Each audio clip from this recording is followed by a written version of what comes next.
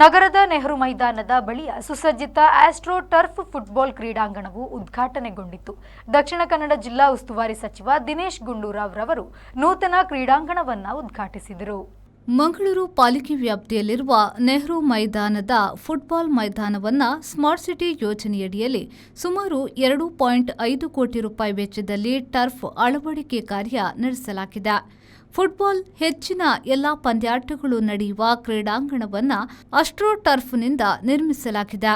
ಮಂಗಳೂರಿನಲ್ಲಿ ಸಾರ್ವಜನಿಕವಾಗಿ ಬಳಸಬಹುದಾದ ಆಸ್ಟ್ರೋ ಟರ್ಫ್ ಮೈದಾನ ಇಲ್ಲದ ಕಾರಣ ನೆಹರು ಮೈದಾನದ ಬಳಿ ಇರುವ ಫುಟ್ಬಾಲ್ ಕ್ರೀಡಾಂಗಣವನ್ನು ಟರ್ಫ್ ಕೋರ್ಟ್ ಆಗಿ ಅಭಿವೃದ್ಧಿಪಡಿಸಲಾಗಿದೆ. ಸುಮಾರು 90,000 ಚದರ ಅಡಿ ವಿಸ್ತೀರ್ಣದಲ್ಲಿ ಮೈದಾನಕ್ಕೆ ಆಸ್ಟ್ರೋ ಟರ್ಫ್ ಅಳವಡಿಕೆ ಮಾಡಲಾಗಿದೆ. ಮಂಗಳೂರು ನಗರದಲ್ಲಿ ಟರ್ಫ್ ಅಳವಡಿಸಿ ಸುಸಜ್ಜಿತವಾಗಿರುವ ಫುಟ್ಬಾಲ್ ಮೈದಾನವನ್ನು ಲೋಕಾರ್ಪಣೆಗೊಳಿಸಲಾಗಿದೆ. ದಕ್ಷಿಣ ಕನ್ನಡ ಜಿಲ್ಲಾ ಉಸ್ತುವಾರಿ ಸಚಿವರಾದ ದಿನೇಶ್ ಗುಂಡೂರಾವ್ ಅವರು ನೂತನ ಕ್ರೀಡಾಂಗಣವನ್ನು ಉದ್ಘಾಟಿಸಿದರು.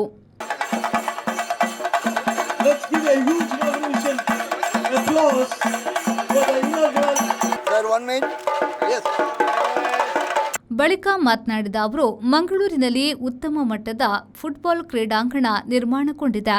ಮುಂದೆ ಈ ಕ್ರೀಡಾಂಗಣದಲ್ಲಿ ಇನ್ನಷ್ಟು ಸೌಲಭ್ಯವನ್ನು ಒದಗಿಸಲಾಗುವುದು ಎಂದು ಭರವಸೆಯನ್ನ ನೀಡಿದರು. ಈ ಒಂದು ಏನು ಒಳ್ಳೆಯ ಫುಟ್ಬಾಲ್ ಮೈದಾನ ಆಗಬೇಕು ಅಂತ ಏನು ಕನಸನ್ನು ಕಂಡಿದ್ರು ನಮ್ಮ ಫುಟ್ಬಾಲ್ ಅಭಿಮಾನಿಗಳು ಮತ್ತು ಅಸೋಸಿಯೇಷನ್ ಅವರಿಗೆಲ್ಲರಿಗೂ ಕೂಡ ಇವತ್ತು ಆ ಕನಸು ನನಸಾಗಿದೆ. ಭಾಳ ಸಂತೋಷದ ದಿನ. ನಮಗೂ ಕೂಡ ಇದು ನೋಡಿದ್ರೆ ನಾವು ಫುಟ್ಬಾಲ್ ಆಡಬೇಕು ಅಂತ ಅನ್ನಿಸ್ತಾ ಇದೆ. ಅಷ್ಟು ಚೆನ್ನಾಗಿದೆ ಈ ಗ್ರೌಂಡು. ಆದರೆ ಸ್ವಲ್ಪ ಆಡಕ್ಕೆ ಹೋದರೆ ಏನೇನು ಹೆಚ್ಚು ಕಡಿಮೆ ಆಗುತ್ತೋ ಗೊತ್ತಿಲ್ಲ. ಅದಕ್ಕೆ ಇವತ್ತು ಎಲ್ಲ ನಮ್ಮ ಯಂಗ್ಸ್ಟರ್ಸ್ಗೆ ವಿಶೇಷವಾಗಿ ಈ ಒಂದು ನಮ್ಮ ಸಿಟಿ ಮಂಗಳೂರಿನಲ್ಲಿ ಇಂಥ ಒಂದು ಒಳ್ಳೆಯ ಫೆಸಿಲಿಟಿ ಇದ್ದಾಗ ಸ್ಪೋರ್ಟ್ಸ್ಗೆ ಇನ್ನೂ ಹೆಚ್ಚು ಅವ್ರಿಗೆ ಎನ್ಕರೇಜ್ಮೆಂಟ್ ಸಿಗ್ದಂಗೆ ಆಗ್ತದೆ. ಇನ್ನೂ ಹೆಚ್ಚು ಜನ ಬಂದು ಆಡ್ತಾರೆ. ಮತ್ತು ಇಲ್ಲಿ ಒಳ್ಳೊಳ್ಳೆ ಟೂರ್ನಮೆಂಟ್ಸ್ ಕೂಡ ಮುಂದೆ, ಯಾಕಂದರೆ ಇದು ಇಂಟರ್ನ್ಯಾಷನಲ್ ಲೆವೆಲ್ ಥರ ಮಾಡುವಂಥ ಒಂದು ಇಲ್ಲಿ ಗ್ರೌಂಡ್ ಇದೆ ಅಲ್ಲ. ಈ ಗ್ರೌಂಡ್ ಇಂಟರ್ನ್ಯಾಷನಲ್ ಸ್ಟ್ಯಾಂಡರ್ಡ್ಸ್ಗಿದೆ. ಸೊ ಅದಕ್ಕೋಸ್ಕರ ಸುಮಾರು 2.5 ಕೋಟಿ ರೂಪಾಯಿ ಖರ್ಚು ಮಾಡಿ ಇವತ್ತು ಇದಾಗಿದೆ. ಮುಂದೆ ಇನ್ನೂ ಏನೇನು ಅಭಿವೃದ್ಧಿ ಆಗಬೇಕಾ ಅದನ್ನು ಕೂಡ ಫ್ಲಡ್ ಲೈಟ್ ಹಾಕುವಂಥದ್ದು ಇರ್ಬೋದು, ಮತ್ತು ಇನ್ನೇನಾದರೂ ಪೆವಿಲಿಯನ್ ಮಾಡುವಂಥದ್ದು, ಎಲ್ಲವನ್ನು ಕೂಡ ಖಂಡಿತವಾಗಿ ಒಂದಾದ್ಮೇಲೆ ಇನ್ನೊಂದೆಲ್ಲ ಹಾಗೆ ಆಗ್ತದೆ. ಅದೆಲ್ಲಕ್ಕೂ ಕೂಡ ನಮ್ಮ ಸಹಕಾರ ಇರುತ್ತೆ. ವಿಧಾನಸಭೆಯ ಸ್ಪೀಕರ್ ಯುಟಿ ಖಾದರ್ ಅವರು ಮಾತನಾಡಿ, ಸುಸಜ್ಜಿತವಾದ ಕ್ರೀಡಾಂಗಣ ನಿರ್ಮಾಣವಾಗಿದೆ. ಅಂತಾರಾಷ್ಟ್ರೀಯ ಮಟ್ಟದ swimming pool, shuttle badminton court, football ಮೈದಾನ ನಿರ್ಮಾಣಗೊಂಡಿದ್ದು ಕಬಡ್ಡಿ ಕೋರ್ಟ್ ತಯಾರಿಯಲ್ಲಿದೆ ಎಂದು ಹೇಳಿದರು. ಇದೀಗ ನಿಮಗೆ ಬೇಕಾಗಿ ಭವಿಷ್ಯದ ಇತಿಹಾಸಕ್ಕೆ ಬೇಕಾಗಿ ಬಹುಶಃ ಈ ರೀತಿಯ ಸುಸಜ್ಜಿತವಾದ ಕ್ರೀಡಾಂಗಣ ಇವತ್ತು ನಿರ್ಮಾಣ ಇವತ್ತು ಆಗಿದೆ. ದೊಡ್ಡ ಮಟ್ಟದ ಕನಸು ಏನಿತ್ತು ಅಂತ ಹೇಳಿದ್ರೆ ಇದು ಸುಸಜ್ಜಿತ ಆಗ್ಬೇಕಂತ ಹೇಳಿದಾಗ ಬಹಳಷ್ಟು ಅನುದಾನ ಕೊರತೆ ಆದ ಸಂದರ್ಭದಲ್ಲಿ, ನಾನೇ ಅರ್ಬನ್ ಮಿನಿಸ್ಟರ್ ಆಗಿದ್ದಂಥ ಸಂದರ್ಭದಲ್ಲಿ ಇದಕ್ಕೆ ಅನುದಾನ ಅವತ್ತು ನಾವು 2.5 ಕೋಟಿ ರೂಪಾಯಿ ಬಿಡುಗಡೆ ಮಾಡಿ ಯಾವ ರೀತಿ ಮಾಡಬೇಕು ಚರ್ಚೆ ಅಂತ ಮಾಡಿತ್ತು.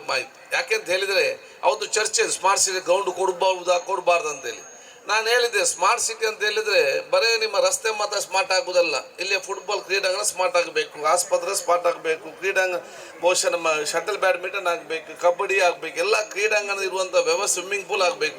ಇದೆಲ್ಲ ಕೂಡ ಸ್ಮಾರ್ಟ್ ಆದಾಗ ಮಾತ್ರ ಮಂಗಳೂರು ಇವತ್ತು ಸ್ಮಾರ್ಟ್ ಆಗಲಿಕ್ಕೆ ಸಾಧ್ಯ ಆಗ್ತದೆ. ಅದಕ್ಕಾಗಿ ಇವತ್ತು ನಮ್ಮ ದಕ್ಷಿಣ ಕನ್ನಡ ಜಿಲ್ಲೆ ನೀವೆಲ್ಲ ಭಾಗ್ಯವಂತ. ನಿಮಗೆ ಮತ್ತು ಭವಿಷ್ಯದ ಮಕ್ಕಳಿಗೆ ಬೇಕಾಗಿ ಅಂತಾರಾಷ್ಟ್ರೀಯ ಮಟ್ಟದ ಸ್ವಿಮ್ಮಿಂಗ್ ಪೂಲ್ ಇವತ್ತು ನಿರ್ಮಾಣ ಆಗಿದೆ. ಜಿಲ್ಲಾ ಫುಟ್ಬಾಲ್ ಅಸೋಸಿಯೇಷನ್ ಅಧ್ಯಕ್ಷರಾದ ಡಿಎಂ ಅಸ್ಲಂ ಅವರು ಮಾತನಾಡಿ, ಹಲವಾರು ವರ್ಷಗಳ ಮಕ್ಕಳ ಕನಸು ಇವತ್ತು ನನಸಾಗಿದೆ. ಈ ಫುಟ್ಬಾಲ್ ಮೈದಾನ ಆಗಲು ಸಹಕಾರ ನೀಡಿದ ಎಲ್ಲರಿಗೂ ಕೃತಜ್ಞತೆಯನ್ನ ಸಲ್ಲಿಸಿದ್ರು. ಸರ್, ಈ ಕ್ರೀಡಾಂಗ ಈ ಮಕ್ಕಳೊಂದು ಕನಸಾಗಿತ್ತು. ಸುಮಾರು 35 ವರ್ಷದಿಂದ ನಾವು ಇದರ ಹಿಂದೆ ಹೋರಾಡಿ ಈಗ ಮ್ಯಾಂಗ್ಳೂರಿಗೆ ಒಂದು ಸ್ಮಾರ್ಟ್ ಸಿಟಿದು ಒಂದು ಹೆಸರು ನಿರಂತರ ಇರುವಂಥ ಕೆಲಸ ನಾವು ಇಲ್ಲಿ ಮಾಡಿದ್ದಾರೆ. ಸ್ಪೀಕರ್ ಸಾಬ್ದು, ಡಿಸ್ಟ್ರಿಕ್ಟ್ ಮಿನಿಸ್ಟರ್ದು, ಶಾಸಕರದು, ಸಂಸದರದು, ನಮ್ಮಿಲ್ಲಿ ರಾಜಕೀಯ ಇಲ್ಲ ಸರ್. ಎಲ್ಲರೂ ನಮ್ಮದು ಒಂದೇ ಕ್ರೀಡೆ, ನಮ್ಮ ಧರ್ಮನೇ ಫುಟ್ಬಾಲ್ ಅಂತ ನಾವು ಇಲ್ಲಿ ನನ್ನ ಒಂದು 35 ವರ್ಷದ ಜೀವನವನ್ನು ಇಲ್ಲಿ ನಾನು ಸಮರ್ಪಣೆ ಮಾಡಿದ್ದೇನೆ. ಖಾದರ್ ಸಾಹೇಬ್ರೆ ಗೊತ್ತುಂಟು, ಇಲ್ಲಿ 1 ವರ್ಷ ನಮ್ಮ ಒಟ್ಟಿಗೆ ಇದ್ದರು ಒಂದು ಟೈಮಲ್ಲಿ.